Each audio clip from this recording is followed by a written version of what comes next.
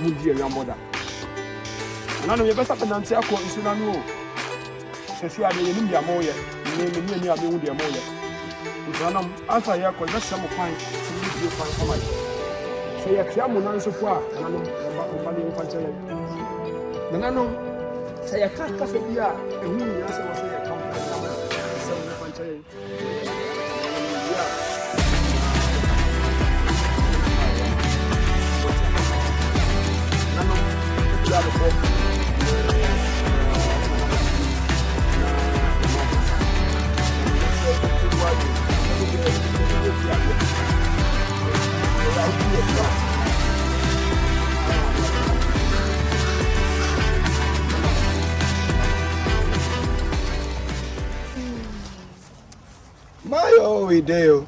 My ideo, picking yo so well. Todo que tinha for this que me deu. Todo que tinha for this que me deu. De hora da cabuera. Now, before the coming of the Europeans, chiefs were very egocentric, started fighting among themselves for territorial advantages.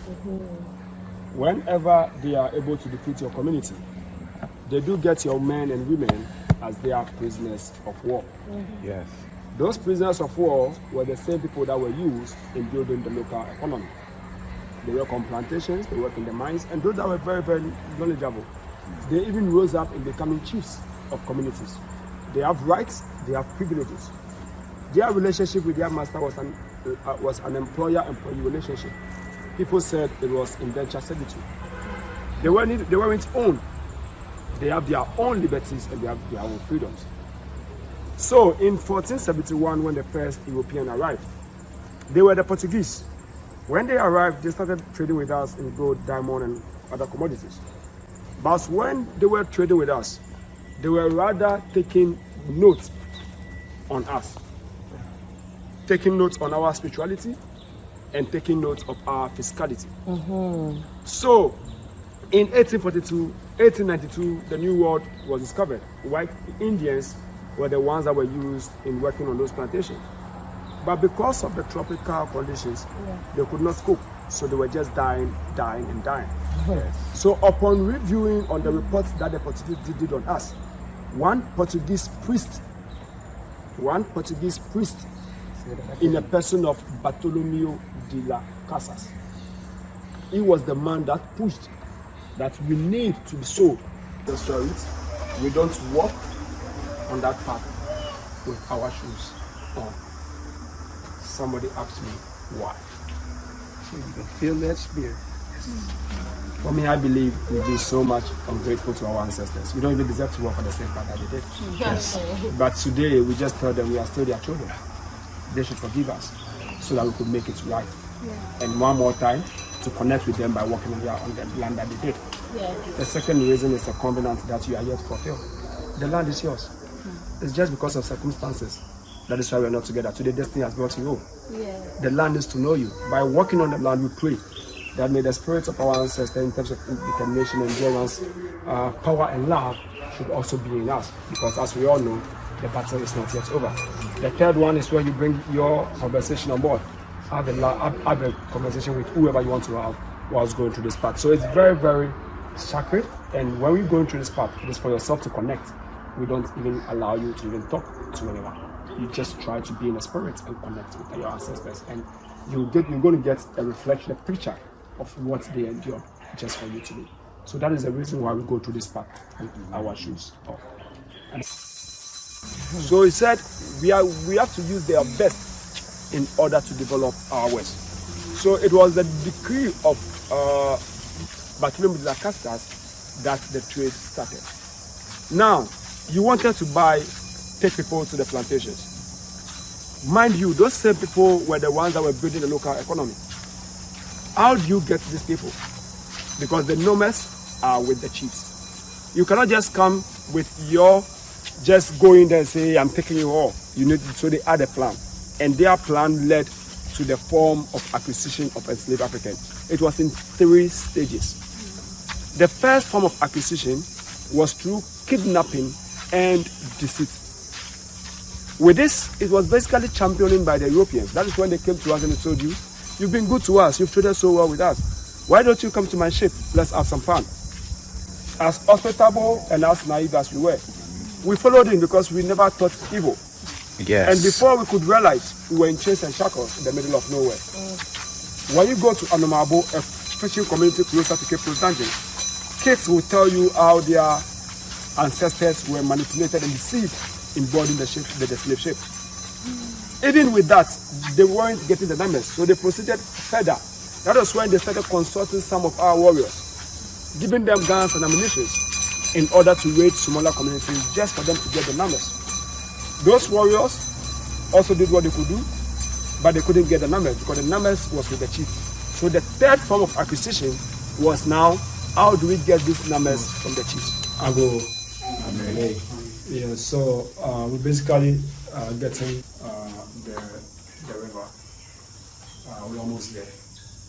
We're going to go in a straight line with each other's right hand on each other's shoulder. And they walk. Is it They true? walked 300 miles. 300 miles. Yes, from the north down to.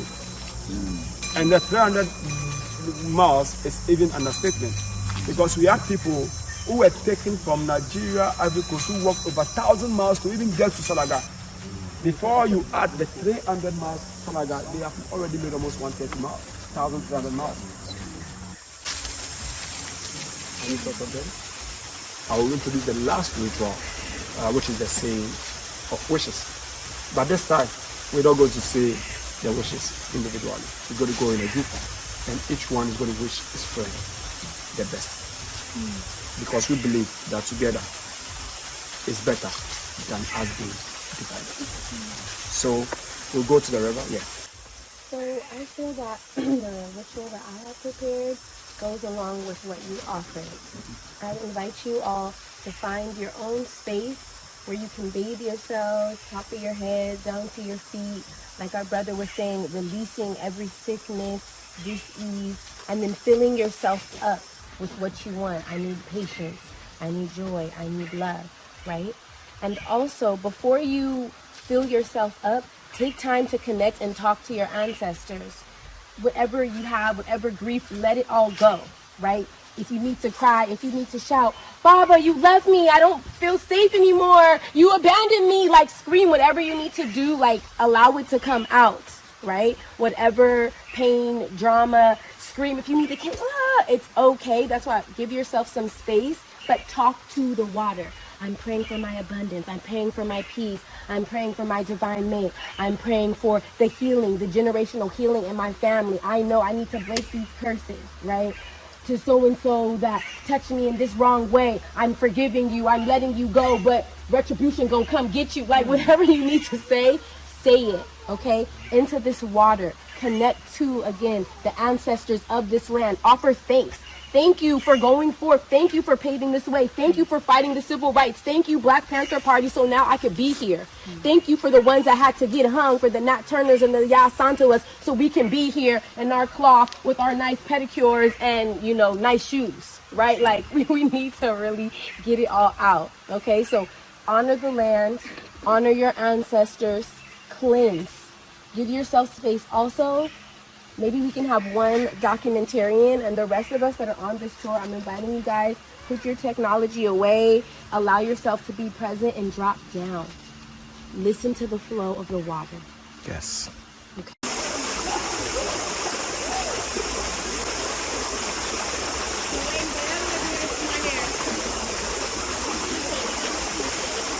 Imagine our ancestors walking through that thick forest in chains and shackles.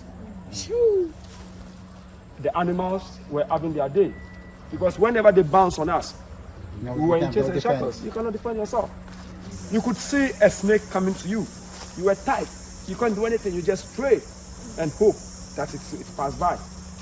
So, with coming from the Salagamat, so my granny told me a story. He said when they were coming through the forest, it was told to her by a granny as well. She said when they were coming through the forest, the animals were what they were so much afraid of. Because with the animals, they were showing themselves every day. and they were attacking and killing almost everyone they could get. So the raiders knew that most of them were dying, so they decided to have a plan in order to save the few. But when my granny told me about the plan, it was very, very barbaric. What they did was, when they were marching, and they found out 2, 3, 4, 5, 6, or 7 of our brothers and sisters were weak and could not continue with the journey. For them, they were not killed. They were taken out of their chains and shackles. They were tied around any big tree they find in the forest, left behind to perish. So they used them as bait in order to negotiate their way through the forest. So this was the last bath. And so what we did, we walked down. This is the path that our ancestors took, that the slave catchers made us take that journey down to the lake to take our last bath. And it's called the last bath because that's the last bath that we took here on the motherland. And so you go down, they went down and took their last bath, and they brung them up, they branded them, and then they auctioned them off. And as they were auctioned off, then they took the journey, I have to get the exact number or miles, to Cape Coast, and that's where we the door of no return. So this was the last bath, and so we pay homage and we walk the path that our ancestors took. For me, it was very emotional. And then what we did as part of this is we went down and we bathed and gave honor and paid homage to our ancestors. For me, I got very emotional because one, and as you can see, the one side said the last bath, but then they added the return, right? Because we who came back, we went down and we bathed, but then we returned. And so I saw it as 400 plus years ago, my ancestor, somebody that I'm connected to, my soul is connected to, my blood is connected to, my ancestor took this journey to his last bath or her last bath, right? And then he or she was branded and then auctioned off and then taken to Cape Coast and shipped to the motherland or shipped to one of the islands, however we got there. But I know that my lineage eventually, our sojourn starts in America. And so I felt very emotional, but I wanted to pay homage because our soul was snatched away from here, snatched away from the motherland, snatched away from our homeland. And I have brung that soul back. And so when I was paying homage and bathing in the river, I was releasing the soul of my ancestors and telling them I brung us back.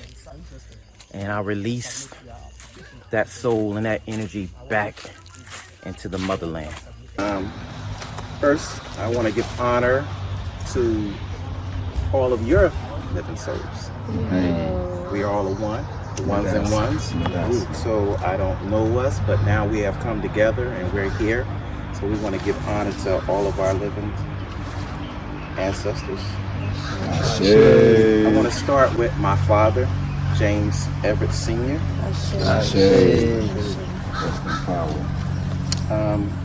My grandmother, Alindy Theo. Let it out. I said, purge it out. My great grandfather, Phelan Johnson. Let it out. I said. My great great grandmother, Grace Johnson.